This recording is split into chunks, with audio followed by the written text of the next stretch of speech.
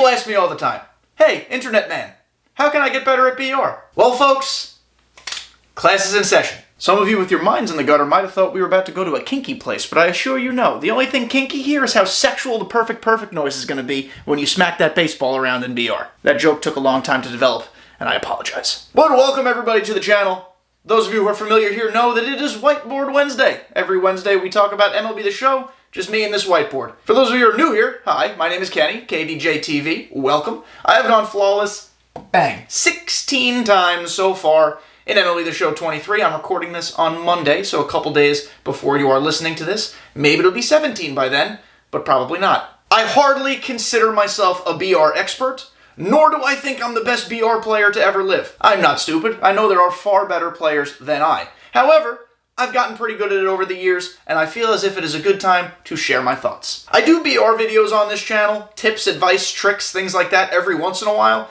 and I do it because I kind of feel like I stumble upon new information or new tactics every so often. Why keep it to myself? I want to share it with the world. So without further ado, here are 5 super easy, this is not clickbait, super easy things you can do to get better at Battle Royale. When you are drafting in BR, prioritize swings and not stats.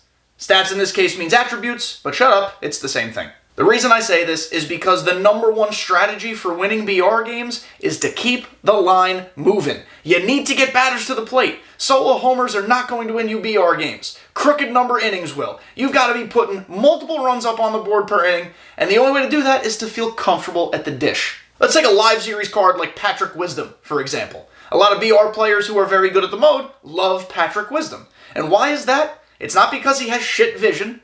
It's not because his clutch is real bad. It's not because he has virtually no contact. It's because his swing is ridiculous. It helps that he plays multiple positions as well, but that's neither here nor there in this argument. You have to remember, most pitchers you're facing, 95% of the pitchers you're going to face in BR are not good. Yes, they have some cool sinkers or cutters or fastballs or sliders or whatever, but they're not rated highly. You don't need a lot of those vision and clutch stats to be successful with a hitter. Just pick the guys you're comfortable at the dish with. It is that simple. You do that alone, and you'll see your win totals double overnight. It's really not hard. Truth be told, to some degree, this applies to all of Diamond Dynasty. Babe Ruth, for example, from set 1, max 125s across the board. If you don't hit well with them, don't use Babe Ruth. Use the cards you're successful with. That is how you'll get wins anywhere in this game. I promise. The only stat, if all things are equal, that I want you to pay attention to when choosing a player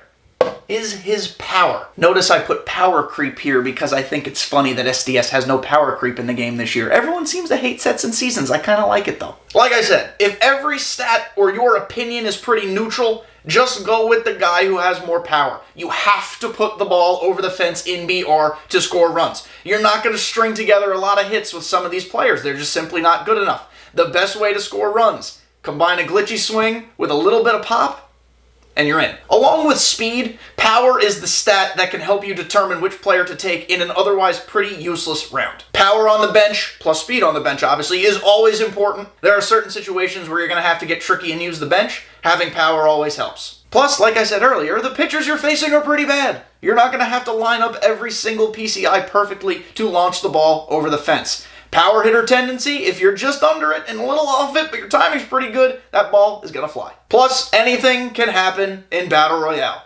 The more power you have, probably the luckier you're going to be. I used to think your diamond rounds could make or break a draft. It's partially still true, but I have learned, especially this year, that bronzes win games. The pointer said it. Think about it this way.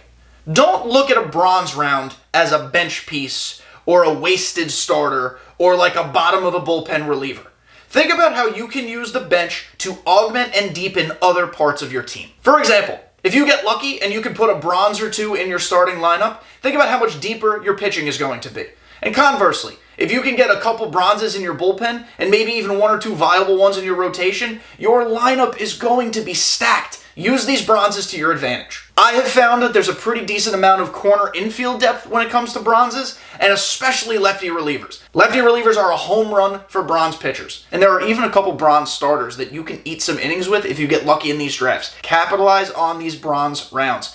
Find the guys with glitchy deliveries, nice swings, a little bit of speed, some power. Really check all the players out. Pick the one that best fits your team and build around it. Live Series Matt Carpenter, for example, is an almost automatic take for me. He's so fun to use, his swing is incredible, he's got good power, positional flexibility, and he hits both sides. That is the type of bronze I'm looking for to start, maybe even at DH, and I could just be deeper everywhere else. If you've been around the channel before, this is not going to be new information. You've heard me say this before. If you grew up playing organized baseball in the 90s and early 2000s, you've probably heard this before. Hell, you might still hear it now. I don't know what coaches say these days, but one pitch, one spot. This applies outside of BR as well. It works in ranked seasons, but it works especially well in a 3-inning game mode where your opportunities are limited. Don't go up to the plate and grip that bat super tight. I just hit my ceiling, and start just swinging and swaying and flailing, having a sword fight at the dish. Don't do that. Sit back.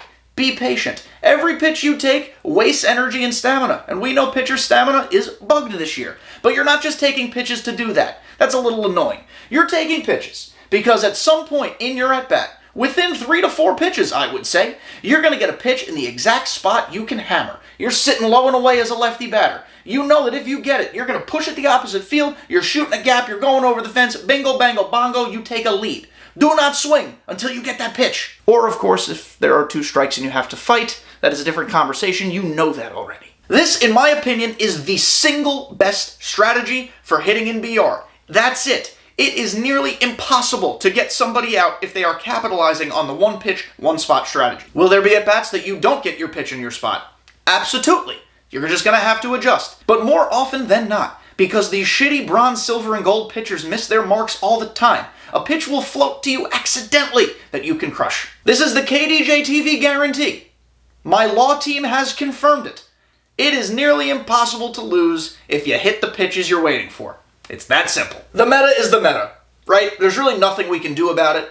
We can be as tired of this meta as we want, and I'm sure most of us are very tired of this meta. It's been the same for several years. But it's a fact. Don't ignore the meta when building your team. There's a reason. It's called the meta. When we're drafting pitchers, we're looking for velo, we're looking for sinkers, we're looking for cutters, we're looking for nice, tight sliders. When we're drafting hitters, we're looking for power. As I said before, we're looking for switch hitters, which really isn't meta, but it certainly shakes up your opponent's ability to match you up. So do that. Be smart. And lastly, because of the way movement is programmed in this game, we're looking for glitchy deliveries. I don't know if that's quite considered meta, but I'm going to put it in this bucket. There are some guys that pitch as if the ball just appears all of a sudden. Matt Koch is one of them. He's a bronze. Use him. If you didn't know, now you know. But use those guys. They are ways to get outs. It's not cheese. It's kind of cheese, but it's not really cheese.